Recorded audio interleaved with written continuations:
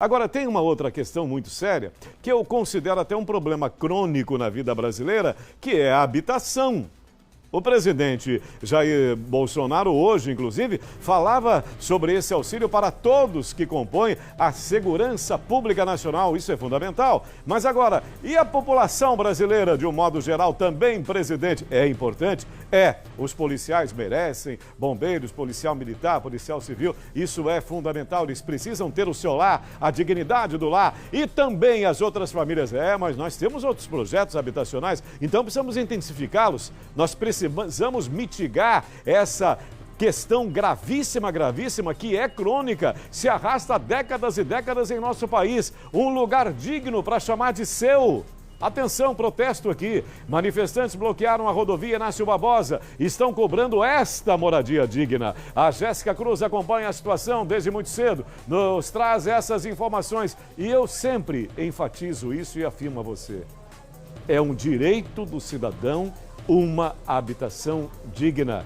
Precisa ter um lar, precisa ter um teto, né? Para proteger a sua família, para o recesso, para o descanso que todos nós precisamos. A Jéssica Cruz já está conosco? Já podemos falar com ela? São 12 horas e 8 minutos. Agora sim, Jéssica, acompanhando já desde o início, né, Jéssica? Essa manifestação, e me diz quais são os desdobramentos dela, o que está acontecendo agora em tempo real. Jéssica, boa tarde, querida. Oi, Sérgio, agora boa tarde. Pois é, estou aqui acompanhando desde cedo, mas a manifestação começou aqui às 5 da manhã. Os manifestantes ocuparam aqui toda a rodovia Inácio Barbosa, fizeram esse bloqueio em frente à ocupação, né? Onde eles estão, o terreno onde eles estão. Eles pedem que não aconteça a reintegração de posse, uma reintegração que pode acontecer a qualquer momento por decisão judicial.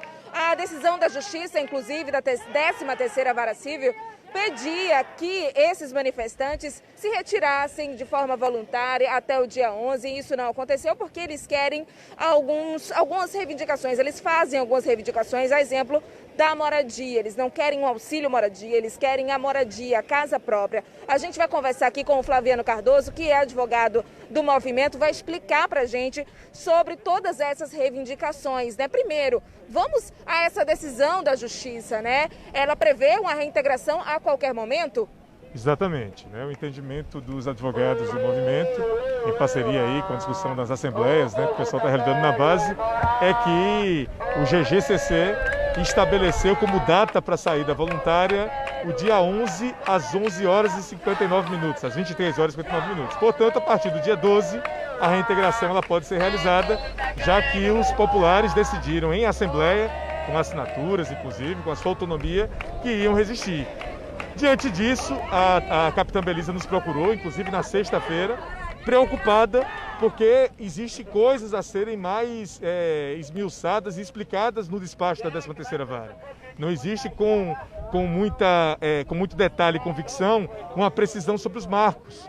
Não existe informação de que parte importante da decisão, que foi que a Prefeitura e o governo do estado se manifestassem sobre a condição de vulnerabilidade das famílias, isso também não foi provado até agora nos autos.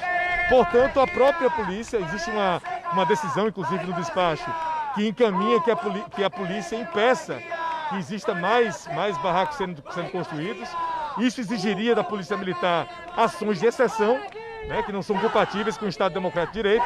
Por essas razões, o corpo jurídico dos advogados entrou com um agravo dessa decisão liminar, por acreditar que ela está ferindo, né, princípios importantes constitucionais sobre a vulnerabilidade, não consegue explicar com detalhes a discussão que envolve a propriedade, portanto é uma decisão bastante temerária, e está sendo feita sem que o próprio despacho da juíza que determinou a reintegração seja totalmente cumprido. Portanto, nós acreditamos que é uma decisão que está muito apressada, já que no mérito, tanto a sociedade quanto as mais de 400 famílias que aqui se encontram, né, têm condição e direito de esclarecer. É bom a gente falar que essas famílias chegaram aqui em fevereiro do ano passado, Exato. Um pouquinho antes da gente explodir com a pandemia, né? Exato. E agora a situação está muito mais grave, Exatamente. Complicada. Nós colocamos isso nos autos, inclusive, mas a juíza insiste em acreditar que é uma ocupação que tem apenas 60 dias. até porque existem provimentos nacionais da etapa de pandemia que as ocupações que se estabeleceram anteriormente à declaração internacional do processo pandêmico devem se submeter a uma tratativa de não reintegração violenta, para evitar, inclusive, esse tipo de exposição. As pessoas podiam estar nos seus barracos, separados, vivendo tranquilidade e estão aglomeradas para resistir, para lutar, porque não tem outra saída. Qual é a previsão para sair daqui hoje? Aqui, nós estamos aqui avaliando, vai ter uma assembleia daqui a pouco em que todos os ocupantes vão discutir os detalhes do processo, quais são as próximas táticas, porque tudo aqui é feito por decisão do movimento.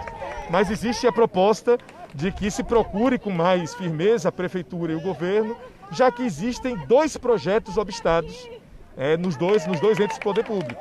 Um projeto das Mangabeiras, que é uma discussão das mais de 1.100 casas que estão projetadas, foram embargadas, na minha opinião, corretamente pela Justiça Federal, já que o projeto não respeita parte das reservas dos extrativistas de Mangaba, e existe um projeto de 2017 em que o governo, infelizmente, perdeu os prazos para poder consolidar um projeto habitacional e o terreno foi revertido pelo Instituto Jurídico da Reversão, voltou à SPU, de modo que a SPU pode agora vender esse terreno, já está alçado inclusive em 50 milhões de reais. Então é uma questão grave, porque onde iria ter unidades habitacionais públicas, pode existir unidades habitacionais privadas. Então é preocupante. E quando o povo, diante desses problemas, decide ocupar, vão sofrer uma reintegração de posse violenta, então a gente faz um apelo ao judiciário brasileiro, um apelo às entidades da sociedade civil organizada, um apelo à imprensa que tem a tarefa de demonstrar com a sinceridade, com a força, a situação dos moradores aqui de hipossuficiência, para que a gente consiga encontrar uma solução pacífica para um problema que é única e exclusivamente previsto no artigo 6º da Constituição Federal. O direito à moradia é um direito constitucional de princípio e as entidades têm que resolver e não bater ou atuar de forma violenta contra uma população carente que está precisando morar e sobreviver. Flaviano, muito obrigada pelas informações. Eu vou continuar aqui para a gente mostrar um pouco do trânsito, como é que está essa movimentação aqui. Como eu falei, o trânsito foi comprometido durante grande parte dessa manhã, porém, a Polícia Militar atuou aqui tentando convencer também esses manifestantes, tentando o diálogo, para que os veículos pudessem passar. Muita gente precisava, inclusive mais cedo, passar para resolver algum problema e eles liberaram essa via para essas emergências, para casos de urgência. E agora está assim, em meia pista essa manifestação, então parte da via está liberada para o fluxo de veículos. Sérgio. Verdade, Jéssica, é isso aí. As imagens captadas pelo nosso sempre genial Cleone Santos, imagens poderosas que você vê aí pelo nosso repórter cinematográfico Cleones.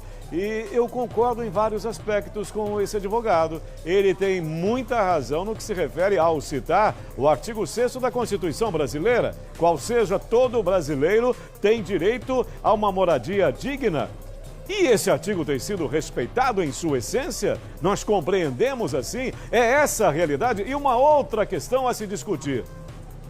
Veja se você concorda comigo. Enquanto você observa as imagens em tempo real dessa manifestação que ocorre neste momento, é agora, às 12h16. Tem uma outra questão também.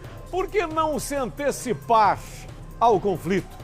Por que não se antecipar a uma situação feita essa? Qual seja, vamos encontrar antes a solução, vamos entender se há alguma solução, não é verdade? Conjuntos habitacionais populares de qualidade, como eu falei agora, que sejam acessíveis. Todo brasileiro tem esse direito, todo brasileiro tem esse sonho, aspira, carrega dentro de si esse desejo. Então que os gestores populares, às custas, sob as expensas dos nossos impostos, que são os mais altos do planeta, vamos construir habitações dignas para o nosso povo. Não é assim? Não poderia ser assim? Antes que isso aconteça? Isso é muito importante, isso faz-se fundamental, isso realmente é importante que aconteça dessa maneira, se antecipando sempre antes ao conflito. E uma outra questão, como o advogado até salientou, a imprensa, ela participa.